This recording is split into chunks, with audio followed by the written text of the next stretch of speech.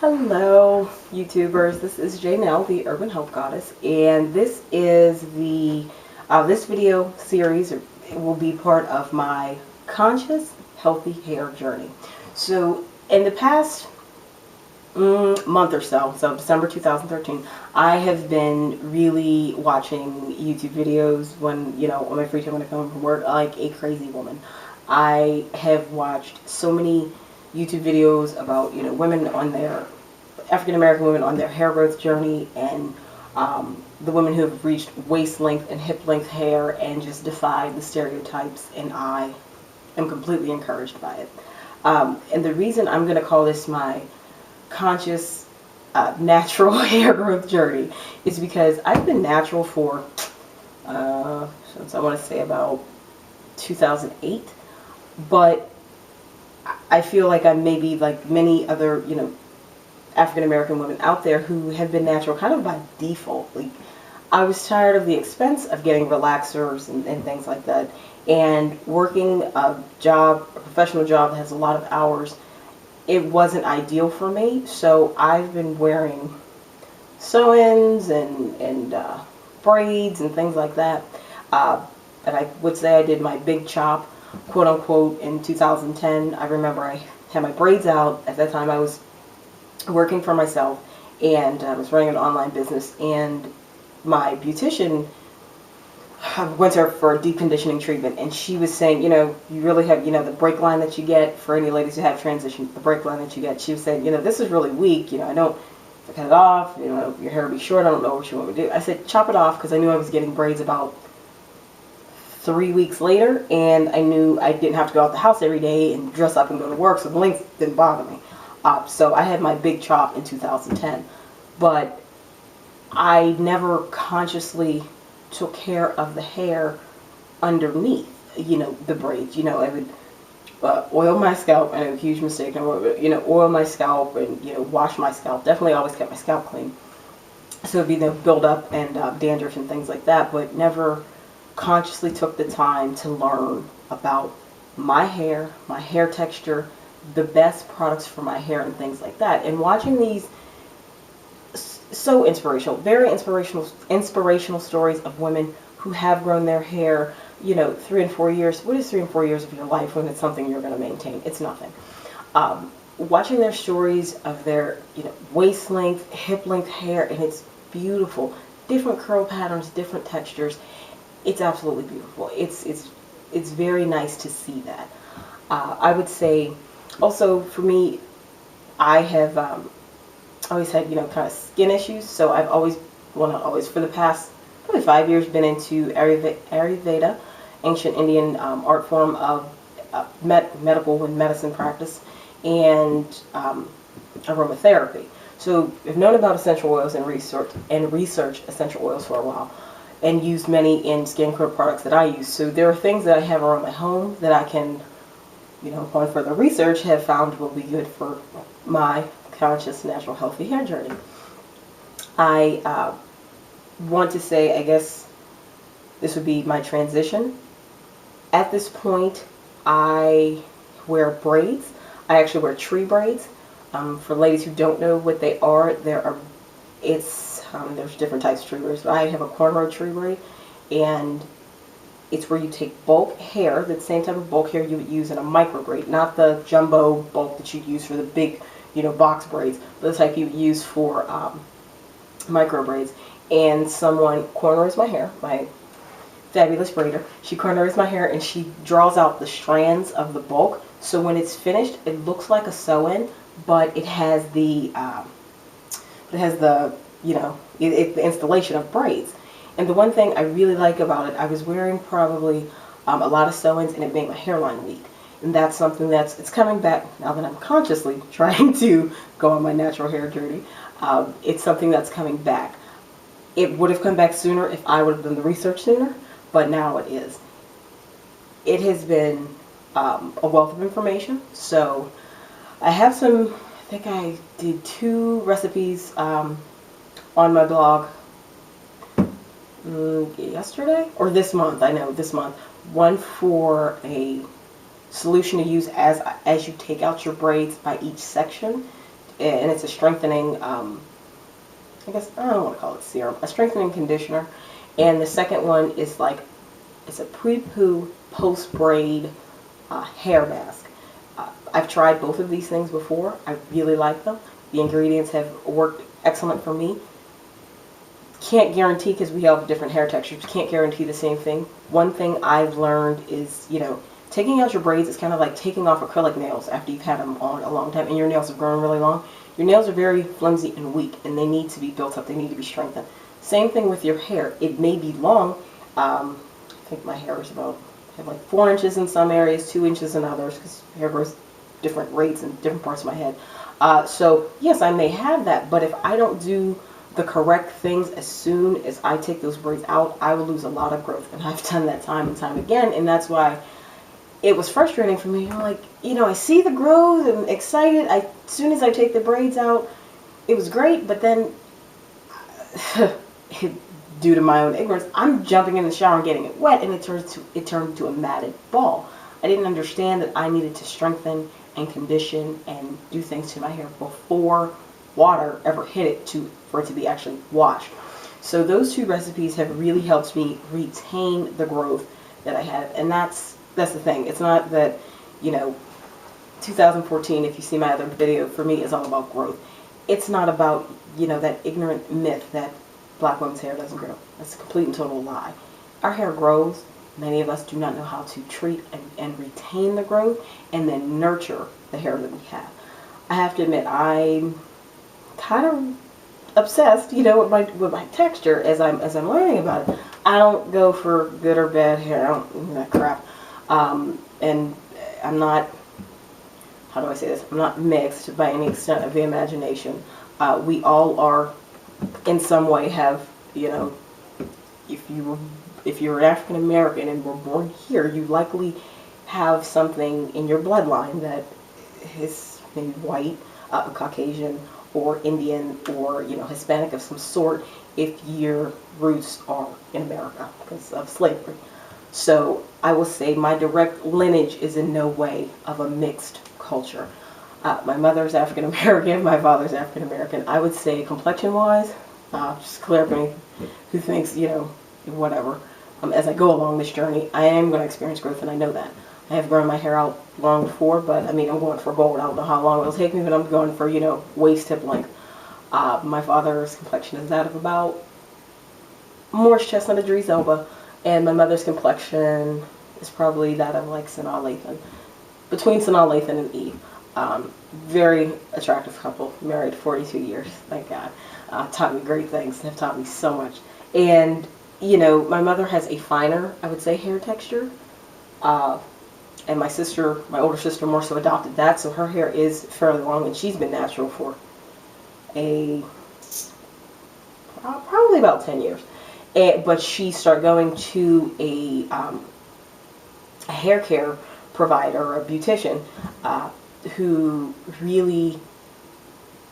probably been natural about 16 years. So she knew a lot about natural hair, knew how to take care of it, knew for maintenance.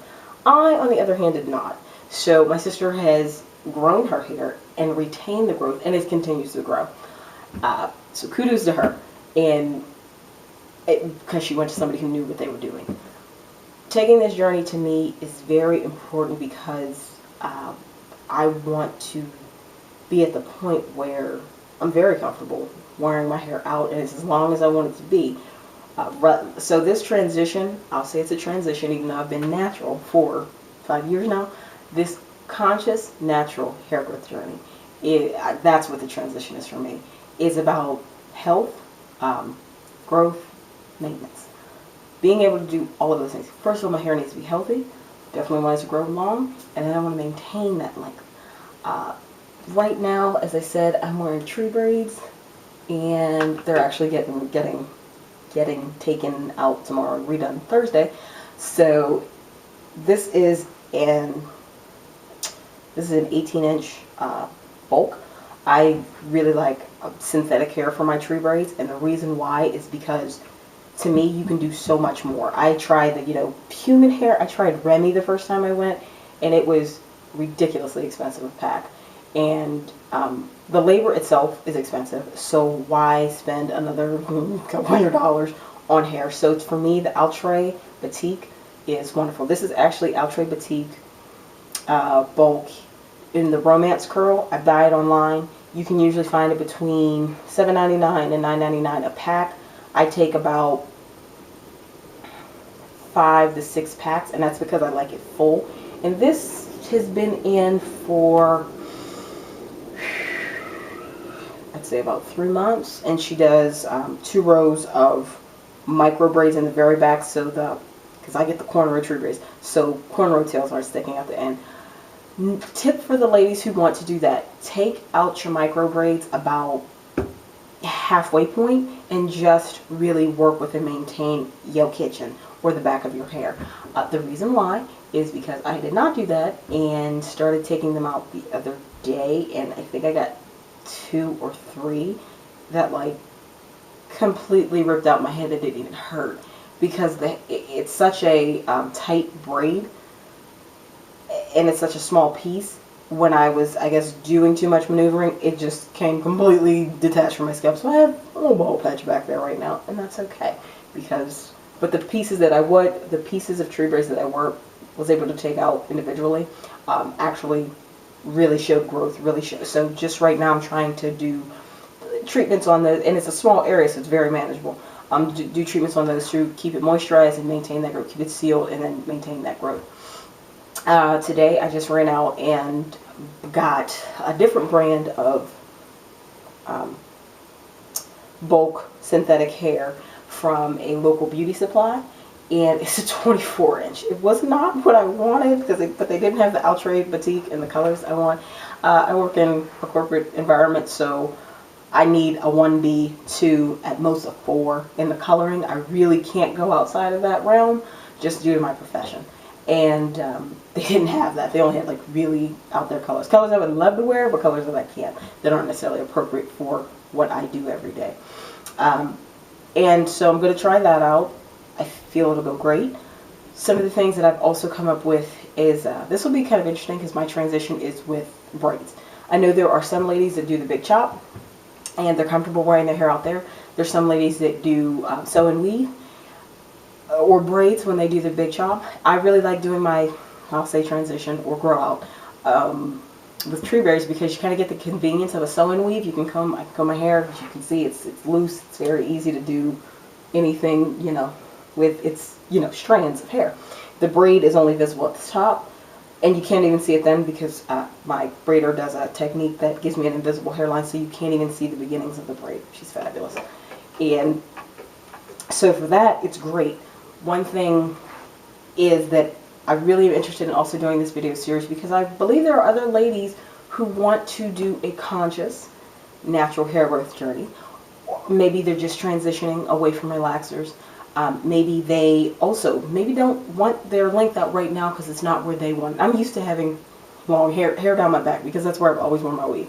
If I wore a sew-in, it was like a 14, 16, and 18 tracks. I like my hair long. And now with the true braids, this is an 18, and I'm upgrading to a 24 kind of by default. So I like long hair. I'm used to doing and dealing with long hair. So, for people who think that, you're natural, you should be comfortable with your length how it is, to each their own. This is just my journey. I really, because my hair will be braided so much, and this is the protective style it'll be in, a lot of my journey is going to focus on, the first part of it is going to focus on the health of my scalp. I already made up a mixture the other day to really help me with, keeping it clean as well as keeping the hair moisturized and then sealing. I saw a video a couple videos where ladies talked about the amount of moisture our hair needs, and I never was paying attention to it until you just reach back in the end of the day or midday and kind of feel your hair and it's dry. So what they did is they took a spray bottle of just water and sprayed their hair down so it was damp, not dripping wet, and then they sealed it with their favorite oil. I have used castor oil from just my local Indian store, or now I'm using Jamaican black castor oil to seal. I really do like those sealants. But my water mixture is a little different, and again, this is because little knowledge of, aromatherapy and Ayurveda. I like, my mixture is water. It's quarter cup water, maybe 2 teaspoons of tamanu oil. Tamanu oil, if you have any eczema or skin problems or things like that, it is very, very effective. I actually use tamanu and Pracaxi oil on my face every day, and it does not break me out. I love it. And I live in the Northeast, and we have some pretty harsh winters. It's December, as I said, and it's cold outside. That wind blows, and all of the, discoloration I used to experience, all of those things have gone away. So back to my mixture. It's a quarter cup of water, 2 teaspoons of tamanu oil, I want to say 2 teaspoons of Pracaxi, about 9 drops of basil oil. I personally really like basil oil for my scalp. And then, no, I didn't add the aloe vera juice this time. So it's those ingredients minus aloe vera juice. I really like that. I have used that every morning since I learned about the spraying down of my hair. And like I said, since I'm in braids, ladies who have braids and are doing their transition, the way I do it is I just go between each kind of track of my hair. And, because these are curlers, go between each and just rub it in gently. I do scalp massages every night also to help with just stimulation and blood flow to my scalp. I have definitely noticed a difference in about a month. Not guaranteeing results for anybody, I'm just telling you my experience. I've definitely seen a result in the responsiveness of my hair and the, the ability to absorb from just doing those scalp massages. Just, sit down, flip my hair over, have my hair down, and I just massage my scalp forward and backwards. Not hard, just, it should be soothing. It should be calming. It'll feel a little strange at first. I would have to say the first week, it was just like, oh my goodness, what am I doing? But after that, it got a lot more comfortable. So focusing on scalp health, after I spray down each row, I then seal with the Jamaican black castor oil. I have the lavender. I'm not crazy about the smell of the original, and I use a soft brush to kind of just, make sure my edges are down, make sure the top is down. This is pretty old tree braids now, so I gotta do a little more to make sure all of my hair is just, laying as it should for the moment. When I get my hair rebraided in 2 days, I will definitely be able to show you from a clean start what I'm doing on my transition, as I'll call it, on my conscious natural hair growth journey. I hope all the ladies who may be doing the same thing in their transition period will give me any feedback or advice, or if you maybe thought you were the only one who was using a certain braiding technique to transition. As I said, I really like tree braids. I'll probably keep them in for a while. My goal is to, in less than a year, have my hair long enough where I completely get rid of any type of weave and just am strictly wearing my hair out. But that's just a length thing. That's my comfort level. No reflection on anyone else. If you are comfortable doing the BC, going completely, chopping it all off, going with a very short cut or even bald, I commend you. It's not something I have to do. Like, I'm used to having long hair. I like long hair. But this is gradual enough for me to make me comfortable and allow me to get used to just dealing with my texture every day, because as people say, when you first start doing your hair and it's natural, it's not the easiest thing in the world, but it's worth it. And I like to compare it to, just to blast the old, nasty, negative stigmas and stereotype that black women can't grow hair. I like to compare it to exercise. There are people with faster metabolisms, there are people with slower metabolisms. But because it affects people of all cultures and backgrounds, there are Caucasians, African Americans, Hispanics, Asians, Indians, people of all backgrounds that are affected by higher metabolisms or lower metabolisms. But there have been a wider amount of people affected, so they just busted that stereotype. So there's more people to come up against and bust that stereotype, who are saying, well, I want to, be able to wear a bikini, but I have a slow metabolism, so I can't. No, I just have to learn the exercises that are right for me. I need to learn the food intake that's right for me, so I can get to where I want to get on my fitness journey, on my fitness goal. But for, black women can't grow hair, it affects such a small group of us and not enough of us, as in like an entire generation, or has completely overcome that, has busted through that stereotype by growing hip length, waist length and hip length hair, that it's just, generally people regard it as, that's why so many of us still believe it. And it's a lot of stigma, you know, with our families. And, you know, my mother gets her hair relaxed every 8 weeks. You know, she's in all my life. I started getting chemical processes at the age of 4, so I completely understand it. And it's just, there's a smaller group of us to fight the stereotype. So that's why it's still as strong as it is. But it's more of us just who want to do it, put in the research and the work and the effort to do it. I believe that, you know, like anything, we will overcome it. It's not impossible. It's just going to take time. It's just going to have to be learned. Because each of us has a different curl pattern. My curl pattern is even different than my sister's. And because I definitely adopted more of the thicker hair from my dad, which I've always loved, because I can do a lot of things to it, and it stays there. Whereas she can't maybe do as many things, but it grows faster.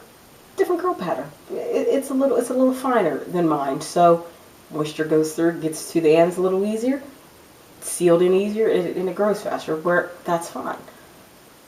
But me understanding my curl pattern, me understanding the foods that are best for me, the products that are best for me, and I definitely plan on also on this journey. I love to mix stuff. My thing is, you know, products can sell you anything, but natural oils and essential oils and things like that, these are their properties. This is what they do. It doesn't change no matter who's doing it. So I will also be providing a lot of recipes as well, of things I like, I try, and that you can do yourself.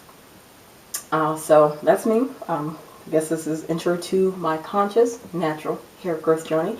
I definitely look forward to, you know, corresponding with other ladies who have done it this way with the braids, or who plan on doing it this way with a braided style in 2014. So comment, email me, urbanhealthgoddess@gmail.com. Definitely look forward to it.